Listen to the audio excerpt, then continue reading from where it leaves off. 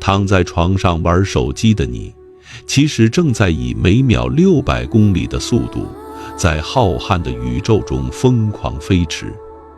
就像地球围绕太阳旋转，太阳在围绕银河系旋转，那银河系在围绕着谁旋转？有一种力量，一种看不见的无比强大的力量，正在拉着我们，拽着我们，向着它靠近。科学家们给这股神秘的力量起了一个名字——巨引源。今天，让我们一起沉浸式地走进这个宇宙中最恐怖、最神秘、最令人着迷的存在。我们的太阳正在以每秒大约220公里的速度围绕着银河系的中心旋转，这听起来已经很快了，对吧？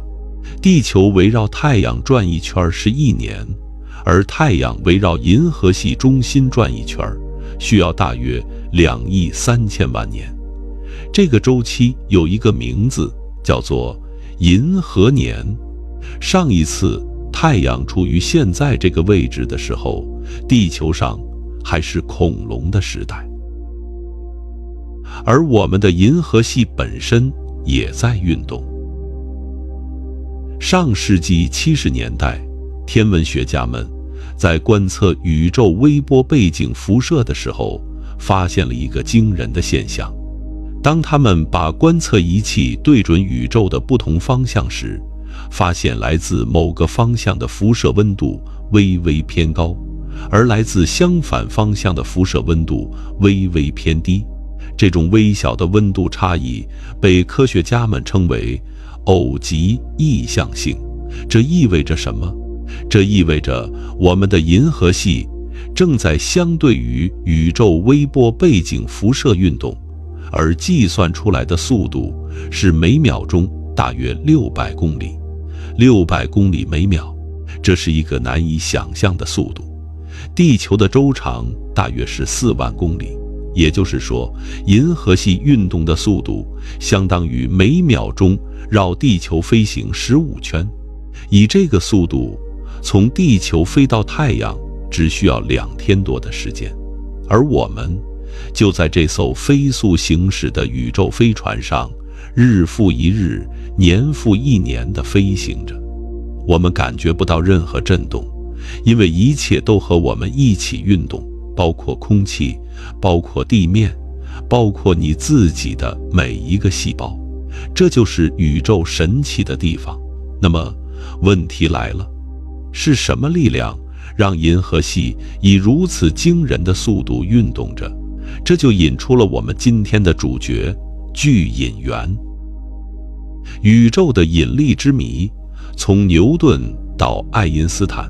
在深入了解巨引源之前，让我们先花一点时间理解一下引力这个概念。我们都知道，地球上有重力，东西会掉下去，是因为地球的引力在拉着它们。牛顿的故事几乎每个人都听过，一个苹果砸在牛顿的头上，让他开始思考是什么让苹果落地，进而发现了万有引力定律。牛顿告诉我们，任何有质量的物体都会对其他物体产生引力，物体的质量越大，引力就越强。地球很大，所以它能拉着我们，让我们稳稳地站在地面上。太阳更大，所以它能拉着地球，让地球围绕它转圈。这个解释听起来很简单，对吧？但在爱因斯坦出现之前，没有人真正理解引力到底是什么。牛顿自己也不知道引力是怎么传递的。他曾经说过，他不做假设。引力似乎是一种超距作用，不需要时间，可以瞬间传递。直到爱因斯坦出现，爱因斯坦的广义相对论彻底改变了我们对引力的理解。他告诉我们，引力其实不是一种拉力，而是一种时空的弯曲。想象一下，你把一个保龄球放在一张橡皮膜上，保龄球很重，所以它会让橡皮膜凹陷下去。如果你再放一个小球在这个凹陷的膜上，小球就会滚向大球。这就是引力的本质，质量扭曲了周围的时空，而其他物体沿着扭曲的时空运动，就看起来像是被拉了过去。太阳很大，所以它把周围的时空压出了一个深深的凹陷。地球在这个凹陷里运动，看起来就像是被太阳的引力拉着。实际上，地球只是在弯曲的时空中走最短的路径。这个解释既优美又深刻，而正是这个理论，让科学家们能够理解聚引源的存在。因为根据广义相对论，物质告诉时空如何弯曲，时空告诉物质如何运动。银河系的运动是因为它周围的时空被某些巨大的质量所弯曲，而那个让银河系以每秒600公里速度飞奔的聚引源，就是那个扭曲时空的源头。它巨大到什么程度？它巨大的足以影响整个银河系上万亿颗恒星的运动。它巨大到什么程度？它巨大的让我们直到今天都无法完全看清它的真面目。意外地发现，宇宙中最恐怖的力量——聚引源的发现，其实是一个意外。上世纪70年代，一组天文学家正在对宇宙中的星系进行大规模巡天观测，他们的目标是绘制宇宙中星系的分布图，理解宇宙的大尺度结构。就在这个过程中，他们注意到了一个奇怪的现象：在银河系的南天方向，在半人马座和长蛇座的方向上，有一大片气体和尘埃的云团。这些云团遮挡了来自后方的光线，让天文学家们很难观测到那片区域背后的东西。但他们通过红移测量发现，那片区域附近的星系都在以一种异常的速度运动，不是单独的星系，而是很多很多的星系都在朝着同一个方向移动。那个方向被命名为长蛇半人马超密度区。经过仔细的测量和分析，科学家们发现，这个区域的引力影响范围非常大，大到可以拉动包含银河系在内的数万个星系向它靠近。他们把这个引力异常的中心称为聚引源，这个名字听起来就带着一种令人敬畏的感觉。事实也确实如此。聚引源位于我们银河系盘面的后方，距离我们大约1亿5000万光年。这个距离有多远呢？光从我们这里出发，需要1亿5000万年才能到达那里。而我们现在看到的聚引源，是它1亿5000万年前的样子。那时候，地球上连人类都还没有出现。聚引源的引力质量极其巨大，根据科学家的估算，它的质量大约是太阳质量的1亿倍，或者说它的引力强度相当于数十万个星系的总和。想象一下，数万个星系加在一起才相当于它的引力，而我们正在以每秒600公里的速度朝着这个怪物飞驰，这不恐怖吗？一个我们看不见、摸不着的庞然大物，正在用它那无形的手拽着我们的银河系，向着它狂奔，而我们对这一切无能为力。但等等，我们真的在朝着聚引源飞驰吗？这是一个很好的问题。每秒600公里的速度，意味着我们正在非常快地接近聚引源吗？答案既是肯定的，也是否定的。我们确实在以每秒600公里的速度运动，但这个运动的方向并不是直接指向巨引源。实际上，我们的运动方向与巨引源之间有一个大约20度的夹角。这就像你在开车的时候，虽然你在移动，但你并不是直接朝着目的地直线前进，而是在某种更复杂的路径上运动。银河系在宇宙中的运动是多种引力共同作用的结果。首先，银河系围绕本星系群的共同质心运动。本星系群包括银河系、仙女座星系、三角座星系以及数十个矮星系。这些星系在引力的作用下相互绕转，形成了本星系群这个结构。而银河系正在以大约300公里每秒的速度朝着仙女座星系的方向移动。预计在40亿年后，银河系和仙女座星系将会碰撞，合并成一个更大的星系。其次，银河系还受到更大的引力源的影响。距离我们几千万光年的地方有一个巨大的引力异常区域，被科学家们称为大吸引体。这个大吸引体的引力强度与巨引源有关，但又更加复杂。再往外看，在数亿光年的尺度上，宇宙的大尺度结构，那些巨大的纤维状结构和空洞，也在影响着银河系的运动。所以，我们并不是简单的朝着巨引源冲过去，我们是在宇宙的引力场中被各种力量拉扯、牵引，走着一条复杂的路径。但有一点是确定的，无论这条路径多么复杂，巨引源都在其中扮演着重要的角色。它的引力深深地影响着银河系的运动。这就像你在一条河流中游泳，你不是直接朝着某个点游过去，而是受到水流、漩涡、暗流的影响。但无论怎样，水流的方向和强度决定了你最终会到达哪里。巨引源就是那片宇宙之海中的巨大漩涡。那么，巨源究竟是什么呢？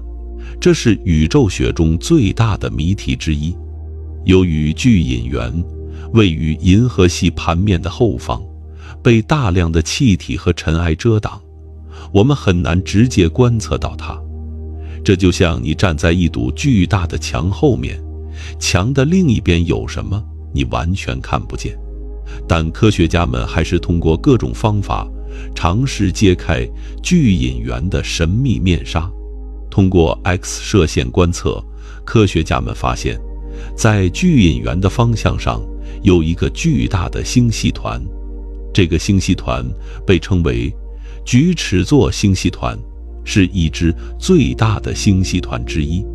菊池座星系团的质量非常大，包含了数千个星系以及大量的高温气体。这些高温气体会发出 X 射线辐射，通过 X 射线望远镜，我们可以探测到它们。但问题是，菊池座星系团的质量似乎还不足以产生我们观察到的引力效应。这意味着，除了菊池座星系团之外，还有更多的质量隐藏在巨引源之中。这些隐藏的质量被称为暗物质。暗物质是宇宙中最大的谜题之一，我们看不见它，也探测不到它，但它确实存在。它不发光，不吸收光，也不反射光，但它有质量，所以它能产生引力。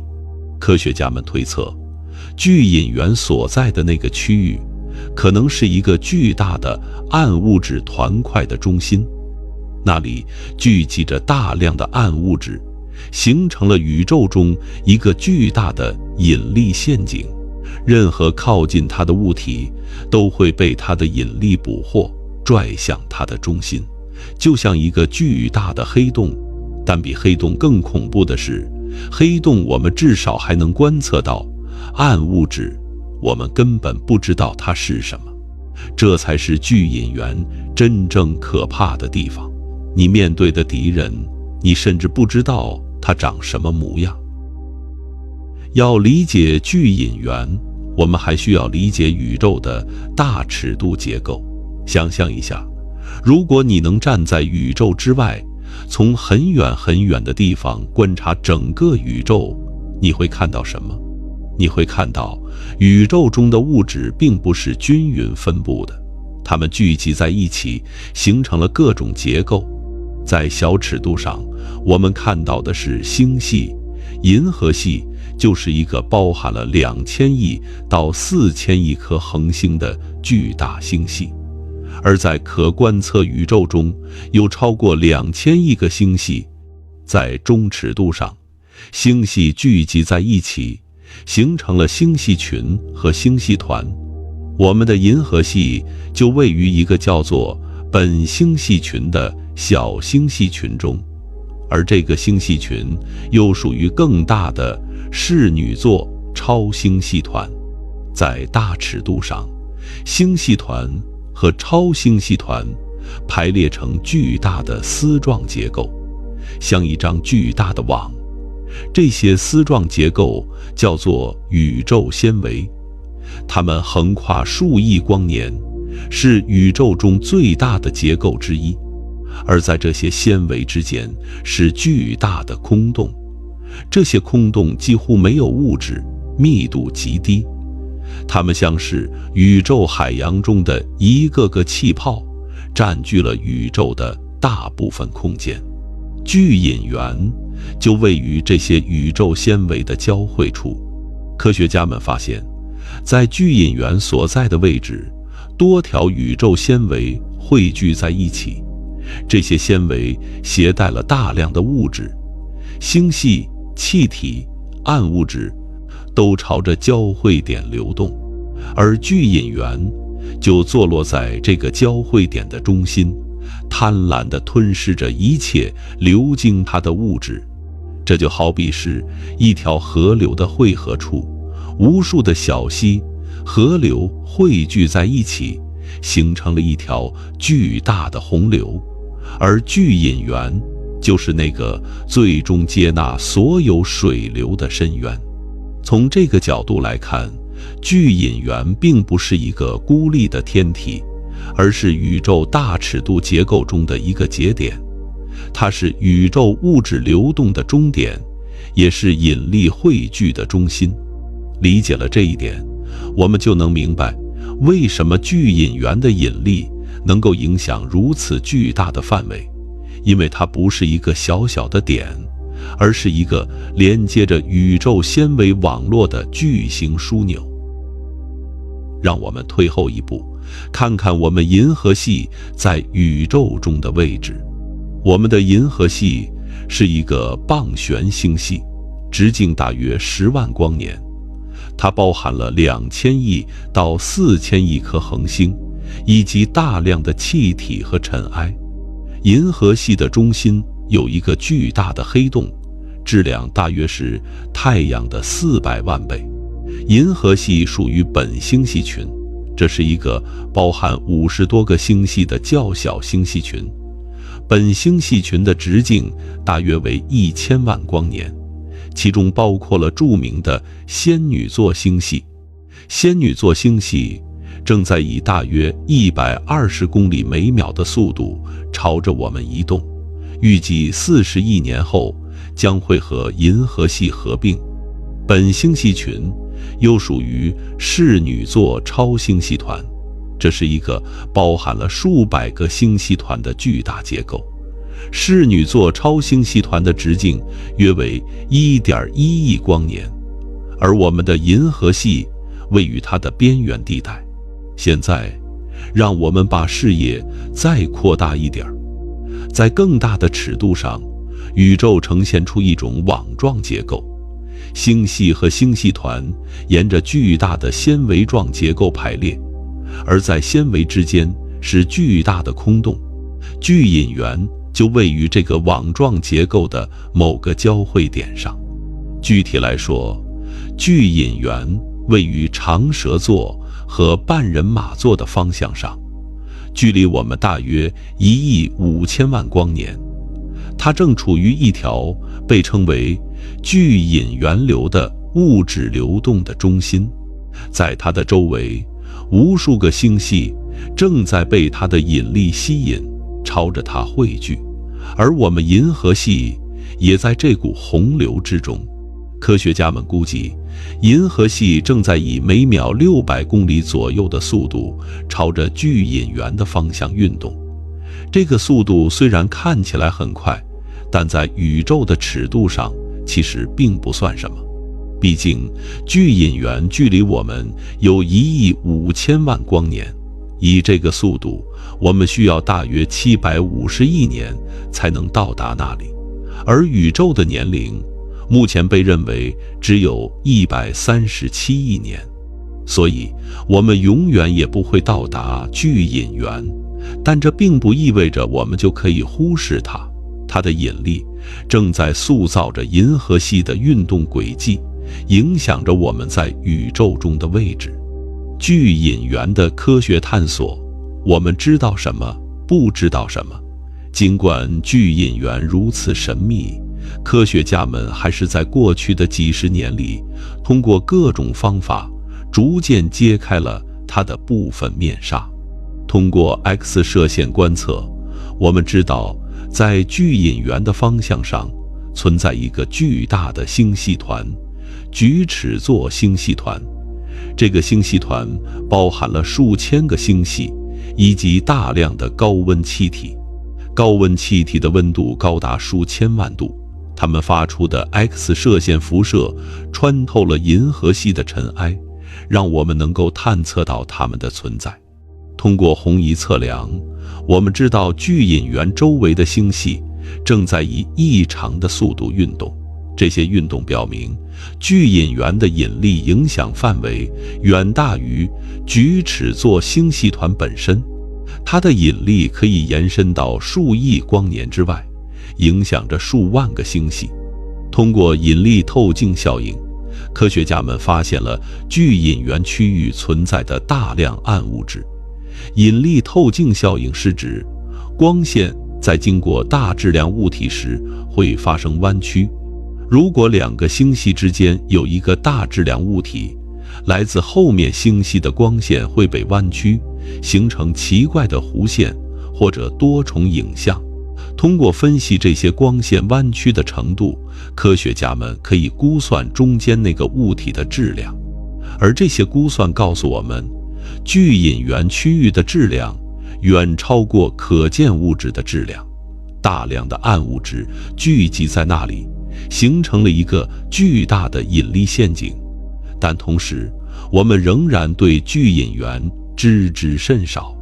我们不知道巨引源的精确组成，我们不知道它是一个巨大的暗物质团块，还是一个超大型的星系团，还是某种我们尚未理解的天体结构。我们不知道巨引源是如何形成的，它是宇宙大爆炸之后自然形成的，还是某种特殊过程的结果。我们不知道巨引源的最终命运，它会继续吸引物质，变得越来越强大吗？它会最终坍缩成一个巨大的黑洞吗？这些问题目前都没有答案。巨引源就像宇宙中的一个巨大的黑色洞穴，吞噬着一切靠近它的物质，而它本身却隐藏在黑暗之中，不让我们看清它的真面目。巨引源的发现引出了一个更深层次的问题：宇宙的终极命运是什么？如果巨引源的引力如此强大，而我们正在被它吸引，那么宇宙最终会变成什么样子？这个问题涉及到宇宙学中最宏大的议题。根据目前的观测和理论，宇宙正在膨胀，这意味着所有的星系都在相互远离，就像一个正在被吹大的气球表面上的点。任何两个点都在相互远离，但同时，引力又在试图把物质拉在一起。在较小的尺度上，引力战胜了膨胀，让星系团能够存在；但在更大的尺度上，膨胀占了上风。巨引源的存在是一个有趣的例外，它似乎在对抗宇宙的膨胀，把物质吸引到它的周围。这可能意味着，在某些区域，引力仍然是主导力量，但长远来看，宇宙的膨胀可能会战胜一切。如果膨胀继续加速，所有的星系最终都会相互远离，直到再也看不见彼此。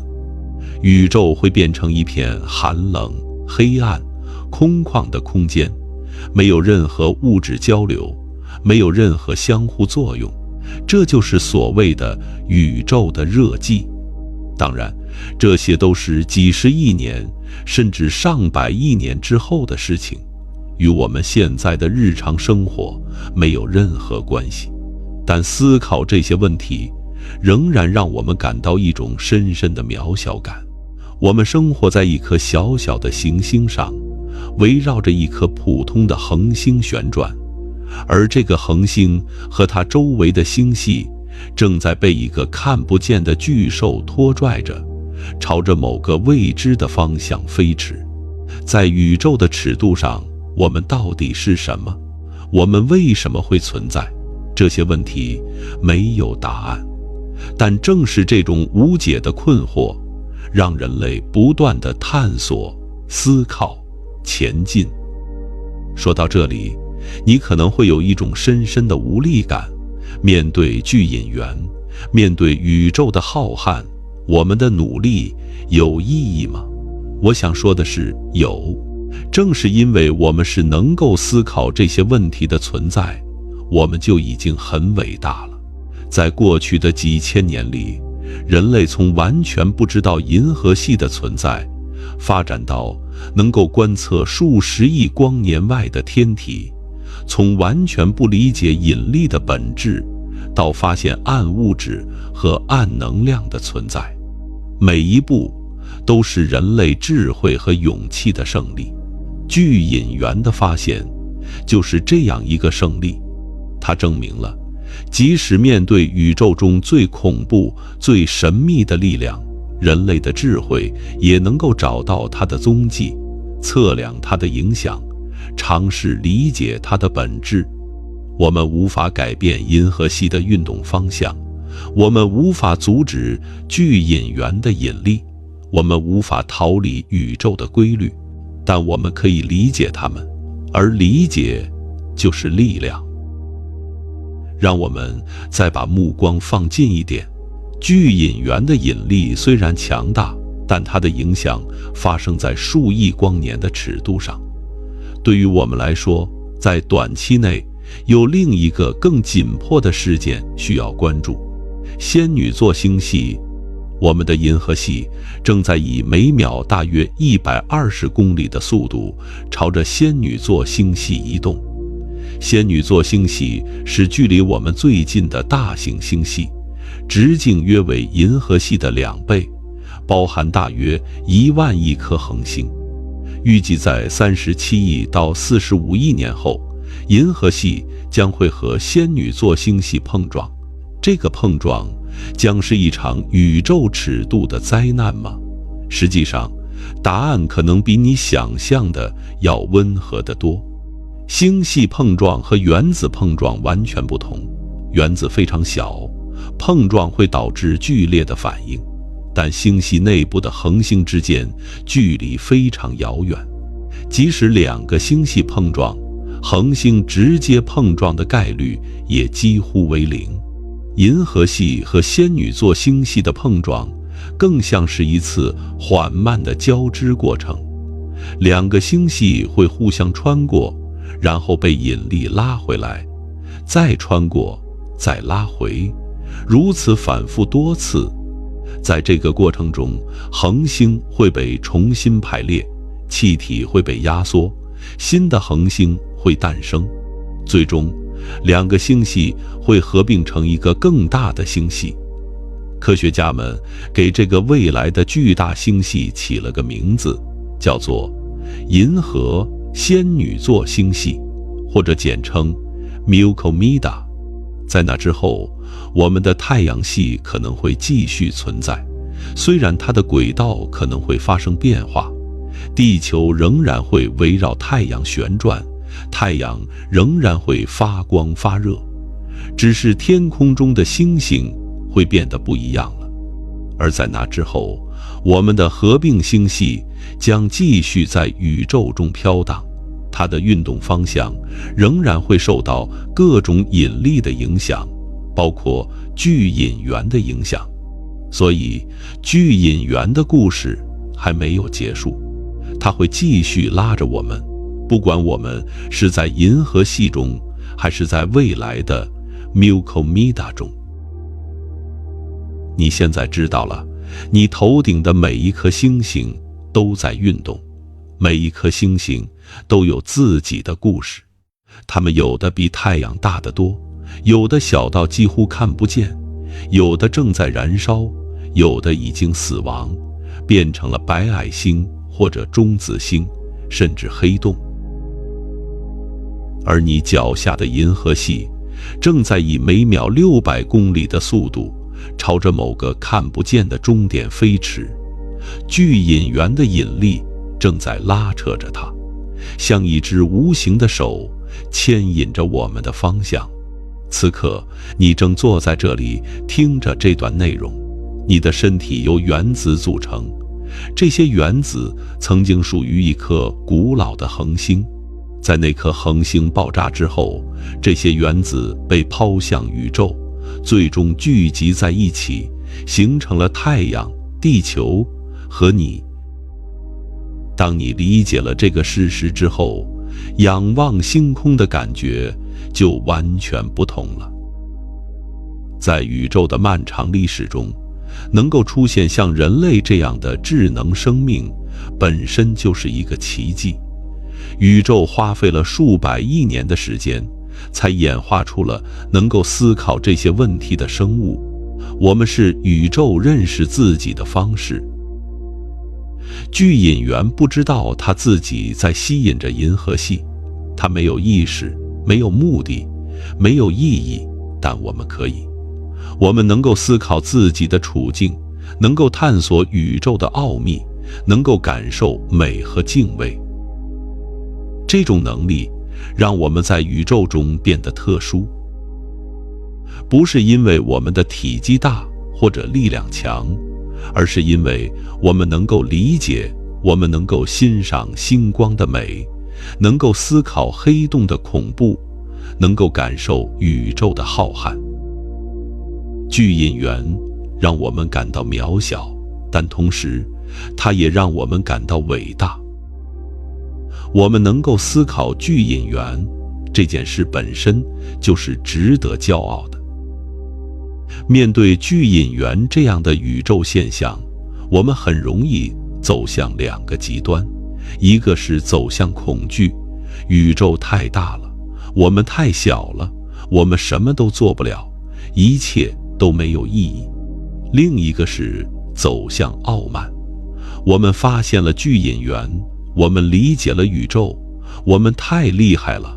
我认为正确的态度是敬畏，敬畏不是恐惧，恐惧让我们退缩，让我们觉得自己无能为力；敬畏则是一种深深的尊重和欣赏。